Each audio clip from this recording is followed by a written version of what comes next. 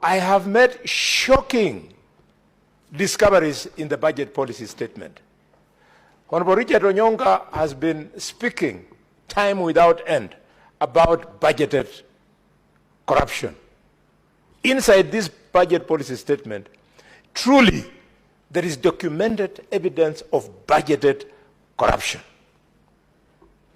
Mr. Speaker, the way they have done it in this one is that they have taken 29.77 billion shillings that is supposed to go to counties, have taken it to the national government. And by taking it to the government, national government, before you look at it, you can scream that the principle of the national government carrying out functions that are meant to be done by a devolved structure of government is the only one they are abusing. They have done far much more, Mr. Speaker. They have, in the process, made an amorphous reference to projects and programs that they will never implement. Mr. Speaker, as I second, allow me to draw the attention of this Senate and the whole country to these big jokes. No wonder, Mr. Chairman, sir, the Minister for Finance chickened out. He didn't come before us because he knew we were going to draw his attention to the 29.77 billion shillings which he is allowing to be taken away from county governments. If that money had been allowed to go to county governments, the shareable revenue would have risen from 387 that we have given counties to 419. This is a crime sin. Mr. Speaker, allow me, I know you won't refuse, to move a motion of censure against the Minister for Finance so as to send him a clear message. He cannot tell the media that he cannot come before our committee because he expects us to make reference to the presentation he gave in the National Assembly. He's underrating this institution to very high levels. Mr. Speaker, in this misadventure, 7.2 billion shillings meant for health by county governments has been removed and brought to Afya House. To do what, Mr. Speaker? 50 million to go to Kigumo Hospital in Nyeri. Why can they allow the governor of Nyeri to implement that development worth 50 million shillings in his hospital, in his county? Number two, 50 million to go to Kibugwa Health Center in Tarakanidhi. Why can they allow the governor of Tarakanidhi to preside over this development? Mr. Speaker, 100 million to go to Kiambu, to Listigeti Hospital in Kikuyu constituency. This is not equity. In the entire Nyanza province, you've got only one such a hospital serving 4 million people.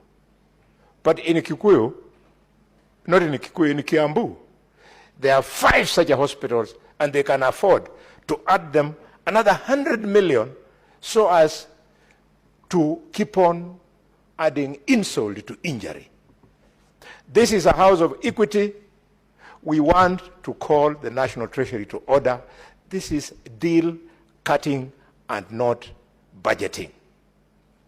Mr. Speaker, then they have ended an amorphous thing. They call it Reproductive Maternal Neonatal Care Child and Adolescent Health Project. They have given it 1.8 billion shillings.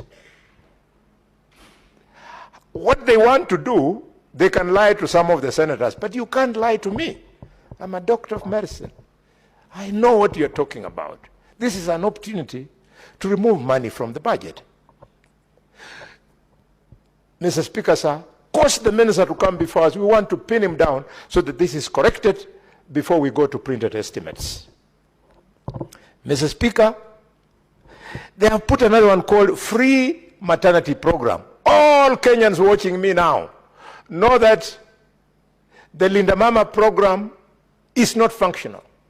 It is the one where mothers used to get free treatment.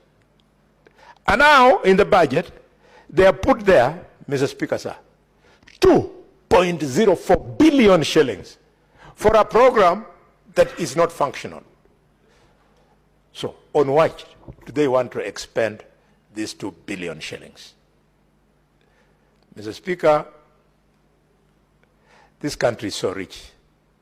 I mean, if we can afford the luxury of billions just disappearing out of your house, imagine if that money would be pumped into our schools, would be pumped into our hospitals. Mr. Speaker, we have a great country, but we must do more as leaders. You go to Mr. Speaker, the road sector. Projects that should have been done by county governments worth 1.011 billion shillings that have been taken to the national government. To do what? To work on rural access roads in Kajiado, 65 million shillings. Why can they allow Governor Lengu of Kajiado to have these 65 million shillings, and he will decide using his county assembly on which access roads in Kajiado can be done. It simply means they want him to use the paltry budget that he has to fix those, and then there'll be double accounting. The guys at Ministry of Health, they'll say those roads were fixed at 65 million. It's only Parliament which can correct that. And we happen at this time to be the parliamentarians. Mr. Speaker, I don't know in Kilifi. That's where you are born and bred and where you live. I don't know the senator of Mandera. On your way from Isiolo all the way to Mandera, have you ever in your life seen a project of the government constructing bus stages? Have you seen it? That these are stages, modern stages being constructed. You go to Kigali in Luanda, they have constructed proper stages. We have none. And yet, in this budget, Mr. Speaker, budget line number 1091175,200 is for construction of such stages. And how much money is set aside? 203 million. That will never be spent. That will make some people look richer than me. You are not richer than me, I'm telling you. You are so poor. You're going to go to your graves with a big debt of 203 million, and I'll walk to heaven with no debt of stolen money. Mr. Speaker, we cannot allow the executive to get away with this. 203 million to construct bus stages, and yet you have never seen one in Kilifi, Migori. I don't know whether you've seen. I have served this country, Mr. Speaker, as a doctor in Kwale County, Mombasa County, Kisii County, Nairobi County, Kirinyaga County, and Kakamega County. I have never seen bus stages being constructed. This is theft. Mr. Speaker, sir, I want to conclude by speaking to 300 million, which again has been gutted from the devolved structure of government. And that 300 million, they are telling us they are going to use it on enhancing community resilience and water security. Please, take this 300 million, take it to Turkana, or let Turkana share with Marsabit, so that they give our children their water. Children of God. The women in Turkana spend their entire lives looking for water. They cannot be economically productive in their families. And yet you have 300 million that will sit here at Afya House, not at Afya House, at, is it called Maji House or something?